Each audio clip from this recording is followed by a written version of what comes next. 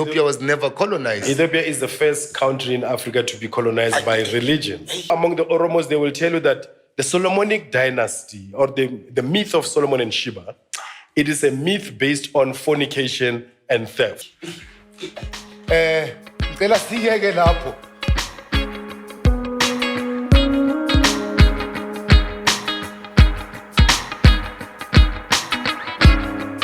Channel with another explosive sit down. If you are new to the channel, don't forget to subscribe. Let's go. If I wanted to study ancient Egypt, or if I wanted to perpetuate the culture of ancient Egypt, I should not be looking further beyond my own culture.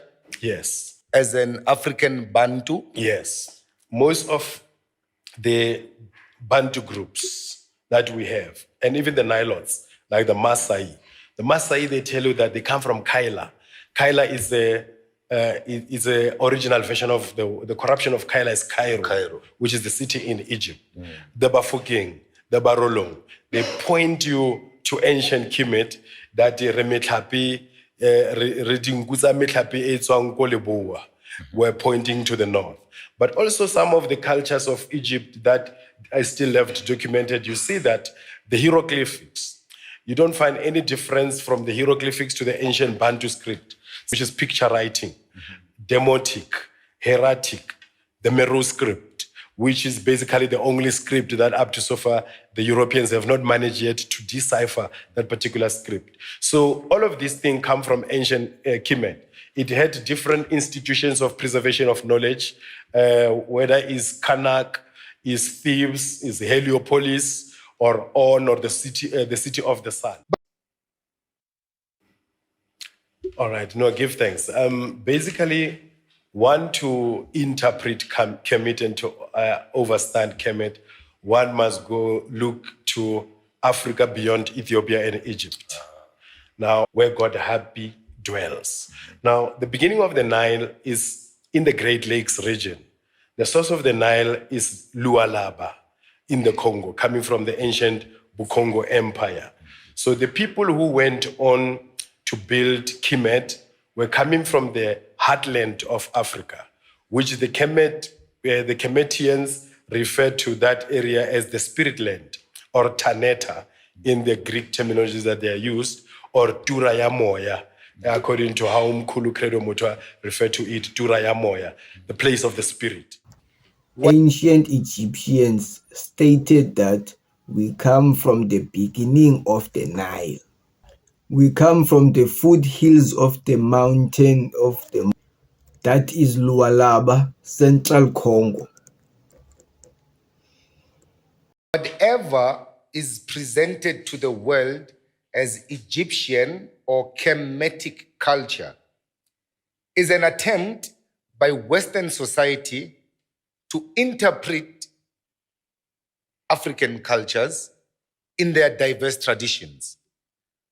And it would be wise for an African to not go beyond their present culture to find what ancient Kemet was about. Yes, and it is a story of tales of the lion always glorifies the hunter. If you don't tell your story, someone will, and they will tell it as their story. So it moved from our story to his story. So that's what they call history. History is basically his story of our story. So the hunter is writing the tales of the lion because the lions are not telling their own tales. So they write it in such a way that it fit their agenda, whether it be domination, cultural domination, appropriation of ancient Kemet. So here the attempt has been done for many years to separate North Africa with Sub-Sahara Africa. And now it has even become physical because when you go to North Africa, it's Arabs.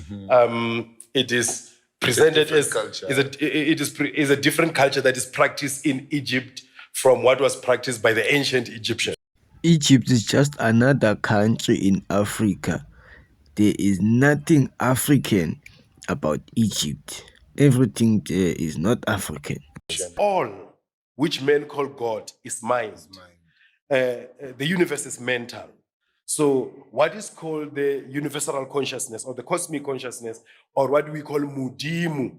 When we talk of Mudimu in its etymological origin, Mudimu belongs to the third category of the Bantu noun, which is the Horola Mo Me. Manzuana Kalanka Mo Lime, which is Mullo, fire, Musi, smoke, Muani, mist, Muokodi, rainbow, Metsi.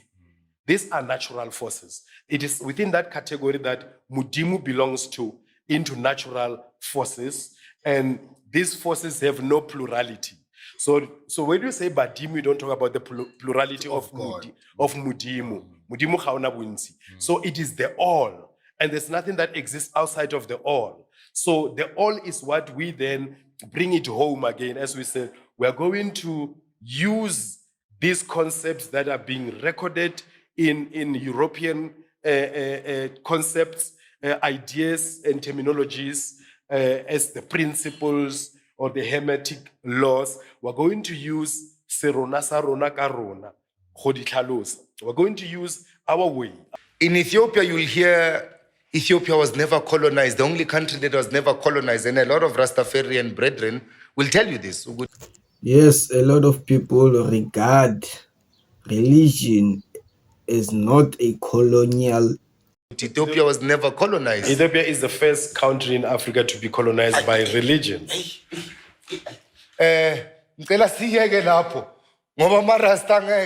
No, but you see, the truth must not massage. We must not massage the truth. We must not. This is unpopular opinion.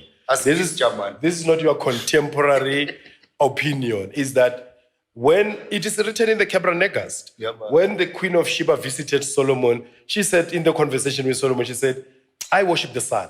Some people in my country worship the moon and others worship the stars." She's basically talking about religious tolerance that existed there. 6 months after sitting with Solomon, she came back with the God of Solomon. She declared that from now on, all of you, we no more worship God we used to worship. She's basically destroying religious freedom. She introduced monotheism. We will now worship the God of Israel, not the God of Ethiopia. Now tell me if that is not religious colonialism. You know, that you introduce that from now on, we are going to worship the God of my boyfriend. Understand? Which most of the Ethiopians themselves never saw King Solomon. That is why among the Oromos, they will tell you that the Solomonic dynasty, or the myth of Solomon and Sheba, it is a myth based on fornication and theft. Yes, that was Thau, Haramanuba, and Abba Amlak. Let's go.